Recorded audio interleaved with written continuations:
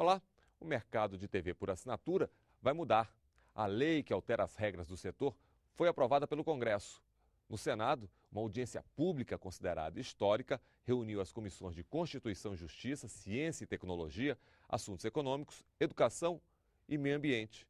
Juntos, senadores e convidados debateram um novo marco regulatório.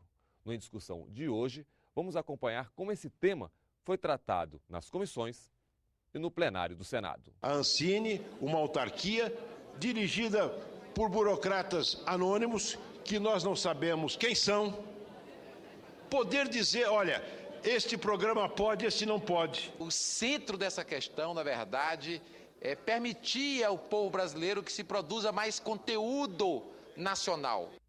A entrada no mercado das empresas de telecomunicações, a reação das emissoras de televisão, a publicidade, a obrigatoriedade das cotas com conteúdo brasileiro, o papel da Agência Nacional de Cinema, Ancine. O Em Discussão começa agora. A razão principal desse debate é o fato de que nós estamos diante de um serviço, que é o serviço de televisão por assinatura, com baixíssima penetração no território brasileiro. A penetração do serviço de televisão por assinatura no Brasil é um dos menores do mundo. E na América do Sul, só é superior à penetração do serviço de televisão por assinatura na Bolívia.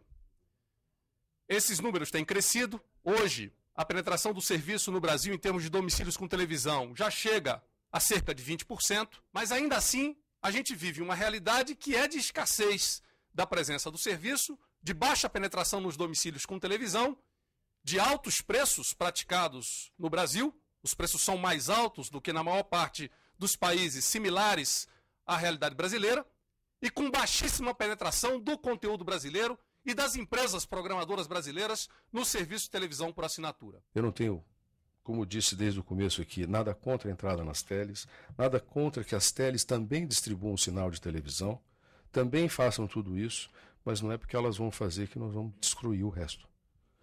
Não é porque elas vão fazer que nós vamos montar um monopólio que ficará para sempre. Ao contrário, nós temos que gerar conteúdo brasileiro, nós temos que gerar banda larga, nós temos que conectar a população brasileira, não só os ricos. Nós temos que conectar todas as casas. E para isso nós precisamos de competição. Não é o que nós temos aqui. Então o que nós temos é um mercado que na prática já está funcionando. Todas as teles são triple play.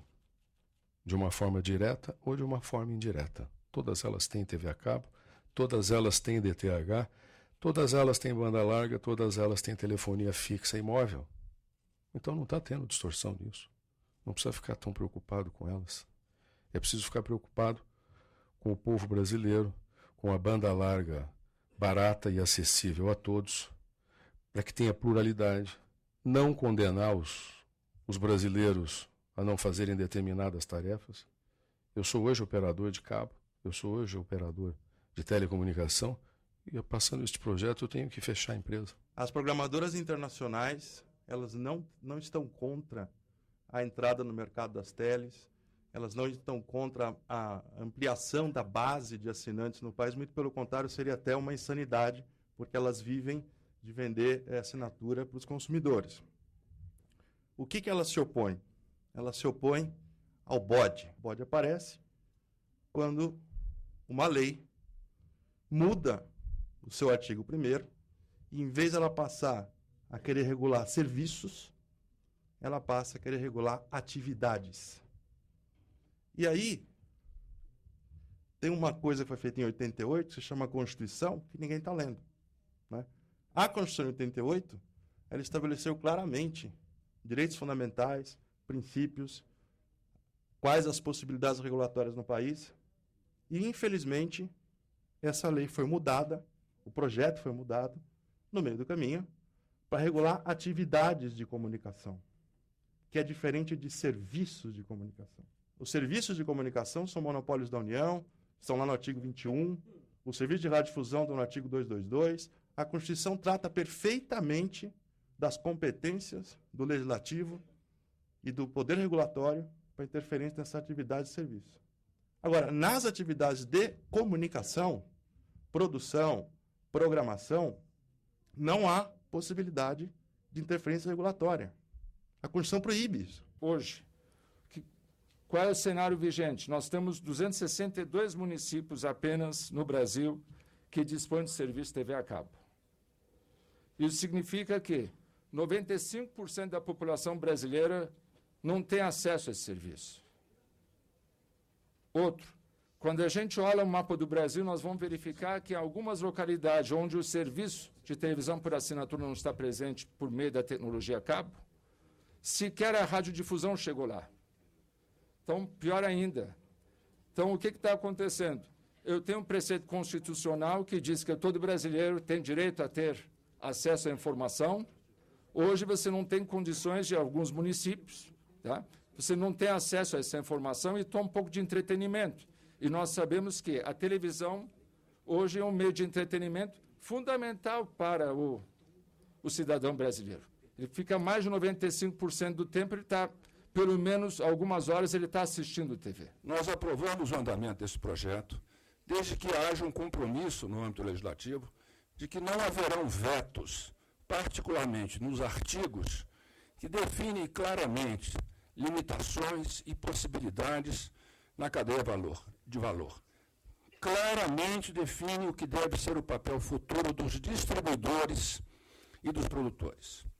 Esta é basicamente nossa posição. Favoráveis e pedindo que a ampla maioria do governo, do atual governo, neste momento, perceba a questão de Estado que está sobre esse texto.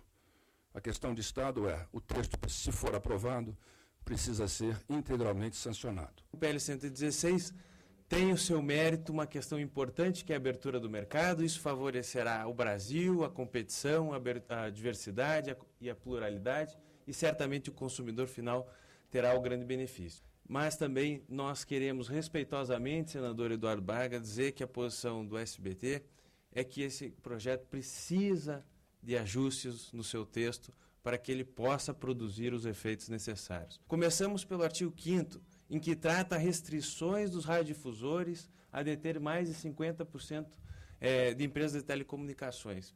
Isso, na nossa opinião, já foi dito aqui, nós consideramos isso inconstitucional, ilegal, até porque já existem fatos concretos.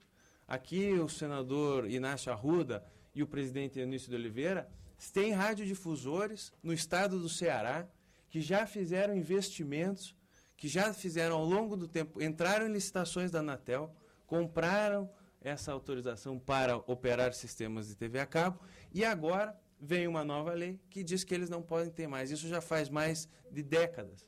Como fica a situação desses radiodifusores que são empreendedores natos?